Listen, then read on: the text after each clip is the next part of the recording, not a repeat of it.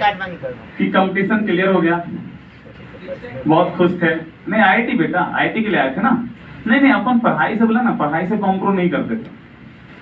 सारी दुनिया एक तरफ, बहुत सेल्फिश नेचर था।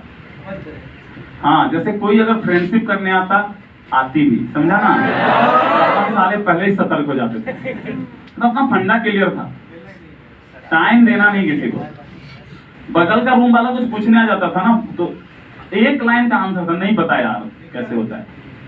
ये नहीं बताऊंगा, समझाऊंगा, 2 मिनट लगेगा ना, बिल्कुल नहीं देने का। समझ रहे हो, पढ़ाई के लिए इतना सेल्फिशनेस नहीं करता, फिर भी फंस गया। अचानक शांत रहेगा।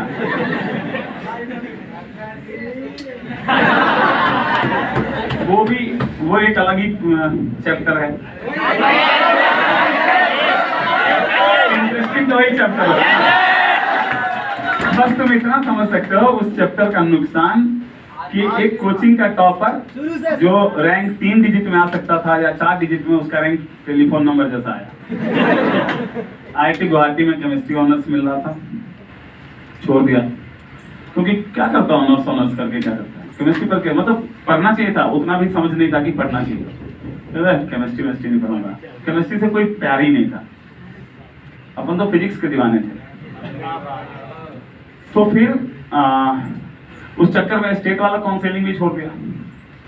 काउंसलिंग में एग्जाम, अब क्या करूंगा, क्या तैयारी भी है, प्रिपरेशन भी, एग्जाम भी पास कर जाते हैं, लेकिन फिर कोई मतलब किसी काम का रैंक ही नहीं आया। किस्मत अच्छी थी, स्टेट एग्जाम में धांधली हो गया था, वो कैंसिल हो गया। ये क्या थी अच्छी किस्मत। किस्मत अच्छी थी, पर हमेशा ना लास्ट में जाकर साथ देती है यार। बहुत दिक्कत की बात है मेरे साथ। जब सारा होप खत्म हो जाएगा, जब लगेगा अब मेरा कुछ नहीं हो सकता, तो पता नहीं कहां से कृष्णा जी टपकाते हैं, ले बेटा। उसके पहले तो लगता है चक्र चल रहा है, कुछ मिलना है नहीं, सारे चक्र अपने अगेंस्ट ही चल रहे हैं। और 11th आवर में जाके कुछ ना कुछ, उसकी बात समझाता हूँ। उसमें रैंक आया 23 रैंक था स्टेट एग्जाम, और मतलब पूरे स्टेट के एग्जाम 23 रैंक था। एग्जाम देकर आए, पेपर में, न्यूज पेपर में आता था रिजल्ट। तो यूं हुआ परेड हो रही है कि बहुत अच्छी बढ़िया बात है। ये हुआ कि भाई ठीक है, रिजल्ट आया तो अच्छा एग्जाम गया था।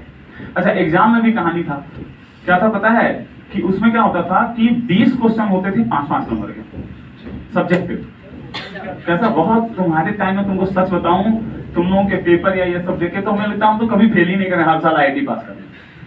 मतलब इतना इजी जैसा लगता है। जिस लेवल का हम लोग प्रिपरेशन करते थे, बिना एरोडोप का फिजिक्स सॉल्व किए तो हमें लगता ही नहीं था हमें फिजिक्स आती है। वर्मा का तो क्वेश्चन याद था मुझे। हाँ, क्वेश्चन कोई कुछ पूछता था तो ये बता देता कि तुम इस पॉइंट पे फंसे हो गए, इस क्वेश्चन इसको ऐसे सॉल्व करते हैं। सोचो कितना प्रैक्टिस था। 15 दिन में हर 8-10 एग्जाम होता था साल में इंजीनियरिंग का। दिल्ली का अलग, पंजाब का अलग, गुजरात का अलग, बिहार का अलग, यूपी का अलग, और सारे एग्जाम देने जाते थे, पता नहीं कहाँ पे पास हो जाए, कुछ तो मिले। उसी सब को मत जब क्या जेई मेन बन गया ना। Yes sir. तो जितनी बार एग्जाम देने जाते थे उतनी बार रिवाइज करके जाते थे। दोनों बुक 15 दिन में रिवाइज हो जाता है। जब तुम पूरी तरह से पढ़ लोगे ना तो दोनों बुक 15 डेज में रिवीजन हो जाता है वर्मा का। तो मतलब अच्छा, सबसे अच्छा मेरा फिजिक्स ही था, मैं आपको साफ बताऊं। सबसे अच्छा क्या था? तो जब वो एग्जाम कैंसिल हुआ तो मेरा एक फ्रेंड था, उसको पूछा भाई प्रमोद बता। वो प्रमोद अभी हिंडाल्को में जीएम है। हाँ, हिंडाल्को रेणुकूट में है। रेणुकूट जानते हो ना, यूपी वाले लोग जानते होंगे। अरे उसके पास है, बनारस के पास। उसको पूछा कि भाई बता इसको कैसे, इस एग्जाम को कैसे पास करते हैं। तो बोला भाई सब एग्जाम पास करने का फंडा यही है कि उसके प्रीवियस ईयर का 10 साल का क्वेश्चन कर लो। तुम्हें कलेक्टर बनना है, यूपीएससी के प्रीवियस 10 साल का क्वेश्चन सॉल्व कर लो। कोई एग्जाम पास करने का ये फंडा है। क्या करो, 10 साल का पेपर उठाओ, सॉल्व कर लो। तुमसे सॉल्व हो रहा है तो तुम अगले बार भी पास हो जाएगा, नहीं हो रहा है ना बेटा तो पढ़ने की जरूरत है। किसी का पप्पा नहीं पास करा सकता। अगर ये लगता है तुम्हें कि तुमसे 2 साल का क्वेश्चन हो रहा है तुम एग्जाम पास कर जाओगे, तो ये सिर्फ गलत फहमी है। और इसमें कोई तुमको कितना भी मोटिवेट कर ले, ये नहीं होना। एग्जाम क्लियर करने के लिए एक लेवल होना जरूरी है, उसके बाद तुम सारे एग्जाम पास कर जाओगे। जब तक वो लेवल नहीं रीच करेगा तब तक नहीं कर पाओगे। भाई ठीक है, पेपर लिया, लगा अच्छा अभी तो 1 महीना है, 1 महीने में 10 पेपर, मैं तो 30 पेपर कर दूंगा। लगता है ना ऐसा? Yes sir. भाई साहब 1 महीने में 7 ही पेपर करता है। जब करने आते हैं ना किसी चीज को ढंग से, तो पता लगता है टाइम कितना जाता है। तुम्हें लगेगा मैथ का 50 क्वेश्चन अरे 2 घंटे में कर दूंगा, करने बैठोगे तो पता चला 2 घंटे में 15 क्वेश्चन हुए। ये सही बात है। Yes sir. 7 ही साल का हुआ, कहा कि ठीक है चलो कोई बात नहीं। फिर बोला कि कोई दिक्कत नहीं है, 11-12 क्वेश्चन अगर हर एक पेपर में कर दोगे तो सिलेक्शन हो जाएगा। कितना पेपर? 20-20 क्वेश्चन 5-5 नंबर का। अच्छा, पेज फिक्स रहता था बेटा, उस पेज के अलावा तुम उस क्वेश्चन का आंसर किसी दूसरे पेज पे नहीं लिख सकते। मान लो आधा क्वेश्चन करने में तुमसे गलती हो गई और अब पता चला कि मैंने गलत फार्मूला लगा दिया, कोई फंडा गलत लगा दिया, और अब सॉल्व करना चाहते हो और पेज कम पड़ गया तो गया तुम। अभी तो कुछ है ही नहीं भाई, उस टाइम तो बहुत बहुत कॉम्पैक्ट करके लेते थे कंपटीशन, क्योंकि सीटें बहुत कम थी। अभी इस पिछले 15 सालों में सीट कम से कम भी तो 20 टाइम्स बढ़ गया, 20 गुना। हमारे टाइम पे जिसका आईआईटी में रैंक 2500 के आगे होता था, 2200-2100 के आगे, उसको आईआईटी नहीं मिलता था। आज 18,000 होता है तो भी आईआईटी मिलता है। समझ रहे हो? तो ऐसा था। अब सबसे पहला पेपर था फिजिक्स, और अपन थे कॉन्फिडेंट कि 20 में से 20 नहीं तो 18-17 तो था ही, कि 20 का टाइम भी तो जाता है ना सॉल्व करने में, 18-17 कर देंगे। करने की बारी आई तो 9 ही क्वेश्चन हुए। और बच्चे बहुत जल्दी घबराते हैं, मैं भी बच्चा था, घबराता था मैं भी। आज तो मैं क्यों बोलता हूँ पेशेंस रखो, धैर्य रखो, धैर्य रखो। ये सब जिंदगी में सीखी हुई चीजें हैं। हम कहते हैं अब एग्जाम नहीं दूंगा, क्या मतलब एग्जाम देने का, तो फेल हो गया तो पता ही है। नहीं समझा? अरे भाई जो मुझे सबसे अच्छा आता था, जिसमें उम्मीद था 16-17 कर दूंगा तो आगे 9-8 भी करूंगा तो पास हो जाऊंगा, जब उसी में 9 हुए तो क्या पास खास करूंगा, छोड़ो एग्जाम अगला देना ही नहीं। ठीक है? तो फिर एक फ्रेंड था, क्या कह रहे छोड़ना यार, अभी कैसे डिसाइड हो गया, पेपर थोड़ा टफ भी था फिजिक्स का, केमिस्ट्री दे ले। मैं कहा मुझे तो मेरे लिए बहुत मुश्किल काम है, फिजिकल केमिस्ट्री तो अपने बात ही नहीं। फिजिकल केमिस्ट्री में तो मैं फॉर्मूले रख के जाता था, इलेक्ट्रोकेमिस्ट्री का और आयनिक इक्विलिब्रिया का, काइनेटिक्स का, सॉलिड का। फॉर्मूले पे आया तो ठीक, और नहीं आया तो जय राम जी की। ऑर्गेनिक इनऑर्गेनिक आती थी, हाँ इनऑर्गेनिक तो बहुत अच्छी आती थी, ऑर्गेनिक भी इसी वजह से आती थी मतलब उस समय पूरा कमांड था, लेकिन फिजिकल नहीं आता था। हाँ ना, बिल्कुल नहीं, नेता हूं ना मैं, एक जगह कैसे करा हो सकता है। सही बात। तो क्या बताया मैं आपको, ऑर्गेनिक इनऑर्गेनिक अच्छी आती थे। हाँ नहीं करता। ये सारी बातें आपको इसलिए बता रहा हूँ कि इनमें से सारी में से कोई ना कोई घटना आपके साथ होगी। Yes sir. जैसे एग्जाम देने जाओगे, पहला ही पेज बिगड़ जाएगा, दिमाग खराब हो जाएगा कि अब मेरे से कुछ नहीं हो सकता। मैंने उसकी बात मानी, कहा कि जाके भी क्या करेगा, खाना तो ही मिलेगा नहीं, दोपहर के बाद ही मिलेगा, बीच में गैप ज्यादा उसमें चलेंगे, उसके बाद मत मैथ का एग्जाम छोड़ देना। कहा ठीक है। केमिस्ट्री का पेपर आया, पूरा भर भर के इनऑर्गेनिक ऑर्गेनिक फूट डाला। फिजिकल के भी क्वेश्चन वही थे जो पूरे फॉर्मूले पे थे।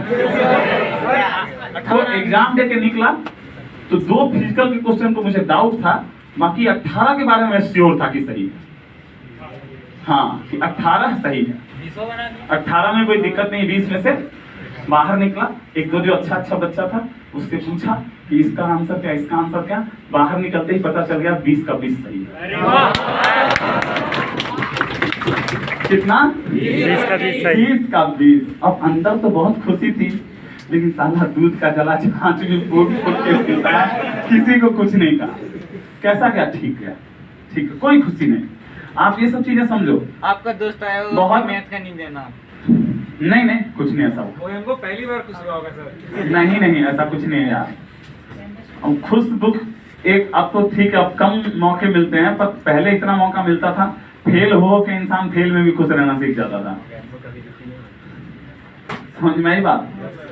फिर मैथ का एग्जाम हुआ, 13 क्वेश्चन के आसपास सॉल्व हुआ था, मतलब 11 और आधा आधा आधा पार्शियल मार्किंग होता है। 11 क्वेश्चन तो कंप्लीट था, बिल मार्क किया आधा, ठीक है। फिर रिजल्ट आया, पेपर में आता था। पेपर में रिजल्ट आने के बाद सोचा कि अच्छा पास तो हो ही गया होगा, देखते हैं क्या है। तो क्या होता था पेपर में, जब भी रिजल्ट आएगा, पिछला आप कोई पेपर में तो देखना, ऊपर जो होता है ना रैंक 1 से 10, 1 से 25, 1 से 50, ऐसा बोल्ड लेटर में लिखा रहता है।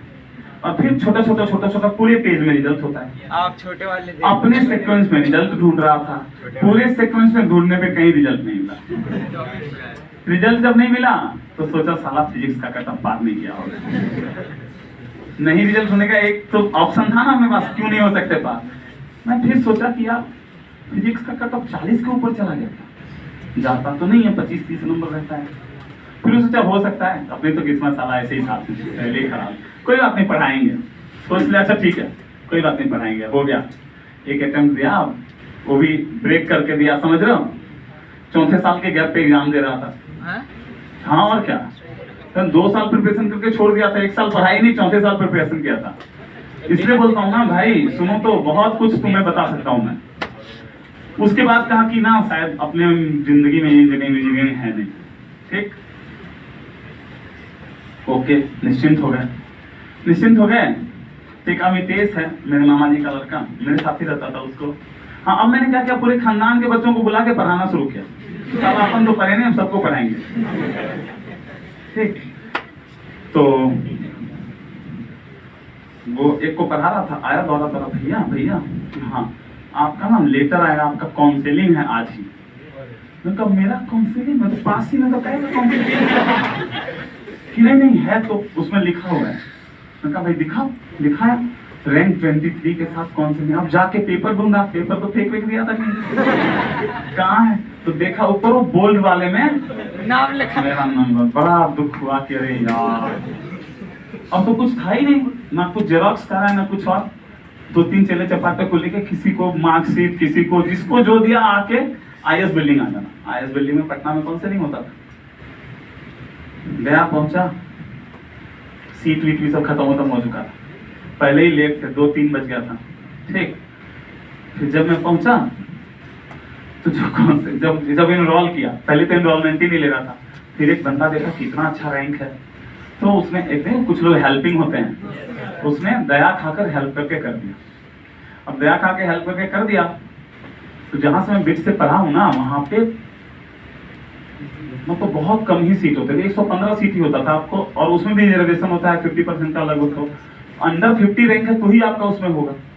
उसमें ब्रांच क्या बचा था, मेटलर्जी, सिविल, माइनिंग और केमिकल। क्या मेटलर्जी, सिविल, माइनिंग, केमिकल। अब सोचिए कहूँ क्या यार, ये तो आया है कि केमिस्ट्री ऑनर्स भी बेकार है चारों में से। फिर वही अपना फ्रेंड, उसको फोन लगा कि ऐसा है। अच्छा, जो बच्चे काउंसलिंग लाइन में हैं वो चिड़े हुए मुझे देख कर लगी, कहाँ से आ गया है, इसको भी आना था, और सब मुंह पे ही कुछ भी बोल रहा है। मैं बेचारा चुपचाप इसलिए हूँ क्योंकि सोचा अभी तो मुश्किल से इनरोल किया है, किसी से लड़ूंगा तो साला यहाँ से ही भगा देगा, समझ रहे हो। और कोई आके कोई पेपर पकड़ा, भैया ये जेरोक्स, उस सब पे साइन, बहुत सारे डॉक्यूमेंट साइन करने पड़ते थे। आजकल सब ऑनलाइन हो गया, आसान हो गया, मतलब 150 से ज्यादा सिग्नेचर करना पड़ता था तुमको, और 20 से ज्यादा टेबल्स पे घूमना पड़ता था काउंसलिंग में। फिर क्या दोस्त बोला कि देख, सबसे पहला कोशिश तो ये करना कि जो ब्रांच ओपन हो रहा ना वो ले लो, क्योंकि चारों तो बराबर ही, अब क्या करेगा, कुछ हो नहीं सकता। अच्छे ब्रांच तो सब निकल गए, अब जिसको इनरोल कर दिया उसको कुछ नहीं हो सकता। तो ओपन करना, उसका फायदा ये मिलेगा कि ब्रांच ओपनिंग पे ना 38,000 का स्कॉलरशिप मिलता है हर साल। अब अपन आ गए अपने फंडे पर, समझा। तो अच्छा तो ब्रांच ओपन मेटलर्जी का हो रहा था, उसकी सीट बची हुई थी, मेटलर्जी ऑप्ट कर लिया, मेटलर्जी से डिग्री है मेरी। ठीक ऐसे फिर वही शाम में फ्री हुआ काउंसलिंग देकर, इस तरह से मेरा प्रिपरेशन का जर्नी स्टॉप किया। बस उसके बाद क्या, डिग्री हुई, डिग्री होने के बाद फिर जॉब किया, 1.5 साल जॉब किया भूषण स्टील उड़ीसा, जो आजकल टाटा स्टील है। उड़ीसा का कोई है? कोई नहीं है? हाँ यहाँ सब MP UP राजस्थान वाले, हाँ बिहार वाले। वो सब किया था मैंने जब मैं NLM में था, नेशनल मेटलर्जिकल लैब, सबसे बड़ा लैब है इंडिया का, टाटा का ही है, उसमें जॉब करता था उस टाइम, ट्रेनिंग के टाइम पे था। अभी जाओगे 2 टाइप का ट्रेनिंग होता है, पेड ट्रेनिंग और अनपेड ट्रेनिंग। कंपटीशन देकर क्लियर करके जाओगे तो आपको पे करेगा, 32,000 रुपये टाटा पे करता था मुझे उस टाइम। उसके रिसर्चर बहुत स्ट्रॉन्ग रिसर्च लैब है, वही ऐसा रिसर्च लैब था जहाँ पे मुझे ना केमिस्ट्री में इंटरेस्ट डेवलप हो गया। उसके पहले डिग्री तक भी नहीं था, मुझे केमिस्ट्री में इतना कुछ इंटरेस्ट नहीं था। उसके पहले डिग्री में पढ़ाता था मैं सबको, फिजिक्स मैथ पढ़ाता था, केमिस्ट्री नहीं पढ़ाता था। आश्चर्य की बात है ना। तो ऐसे ही था, लेकिन उस लैब में जाने के बाद कितना, मैं 6 महीने में कितना केमिस्ट्री सीख गया, आपको क्या बताऊं।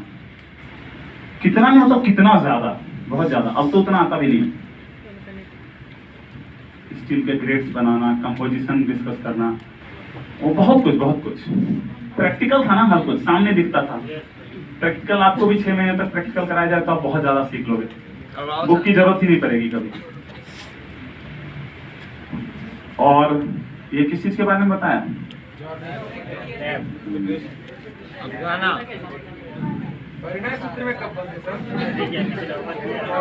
डिग्री जुलाई में मिली थी, जॉब अगस्त में ज्वाइन किया था, शादी नवंबर में कर लिया।